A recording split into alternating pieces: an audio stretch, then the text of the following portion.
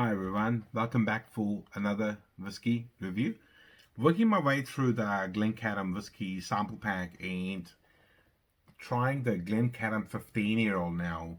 So like the 10-year-old, it is non-chill filtered, no added color, and bottled at 46% ABV. Retails in New Zealand, the bottle, the 700ml full bottle, for around 135 Kiwi dollars, which is give and take £70 or just under, maybe £68, which is quite up there, but puts it at the same price level as the Glenfiddich 15 or the Glendronach 15-year-old. Now, this particular whiskey, during a virtual tasting I did earlier today, was it was a crowd favorite. Everyone really enjoyed this particular one.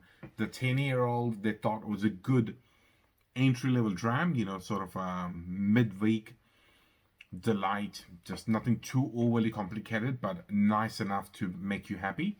But the 15 had a bit of depth to it, and let's find out what's it like on the nose first. Now, as I said in the previous video, I'm just loving these little 50ml bottles, and unfortunately in New Zealand we don't really get a lot of variety in the 50ml bottles because I find them very interesting and easy because you don't have to commit to a bottle. You can try a 50ml at a reasonable price and make an opinion if you want to commit to a 700ml bottle journey.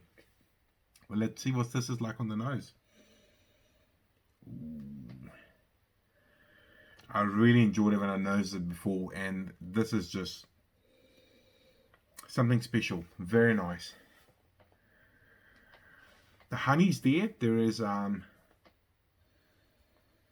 underlying sweetness of, I don't want to say tropical fruits. It's not incredibly fruity, but it's there. There's just the gentle hint of spice on the nose. Maybe just a little bit of cinnamon.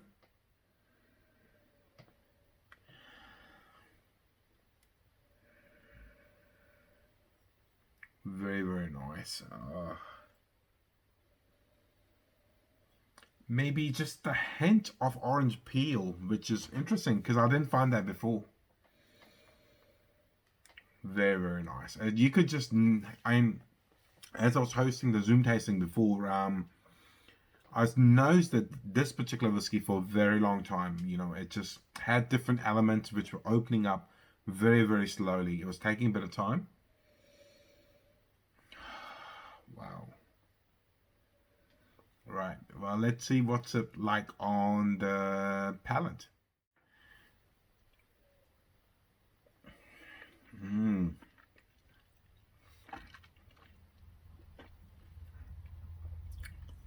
It's quite creamy on the palate,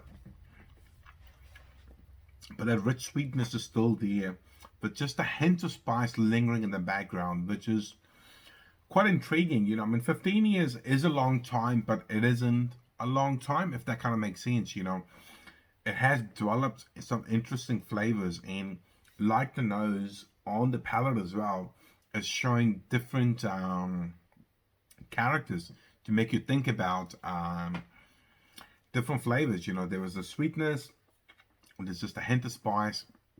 It is quite creamy as well, which is interesting because the 10-year-old had a distinct sort of lime citrus character on the nose for me, where this one is more the vanilla, and that creamy character is carried on the palate as well.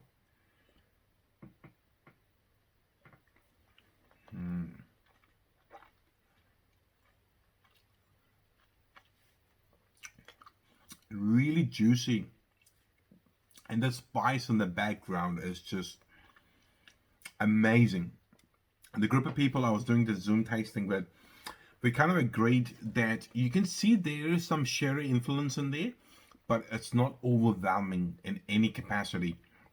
And I would like to think, and it would be so good to have it in confirmation someday, is maybe the sherry cask they're using our second or third refill, because it's not imparting too much spice, but just enough to delight you and give the palate a bit of sensation.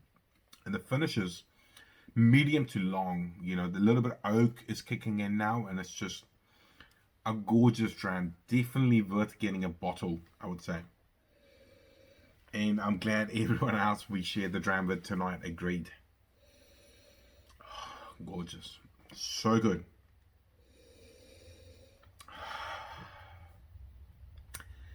I have this temptation to cut it with just a little bit of water, but I think it's just about perfect at that 46% ABV. That's if you like your whiskies neat. Obviously, when you drink it, you may choose to cut it with a little bit of water. But for me, I think at 46%, it's just perfection. Very nice. Definitely getting a full bottle. Well, that's all I've got to say about that particular whiskey. If you are liking the content, please like, share, and subscribe. Otherwise, I'll see you in the very near future with another whiskey review. See you later. Bye bye.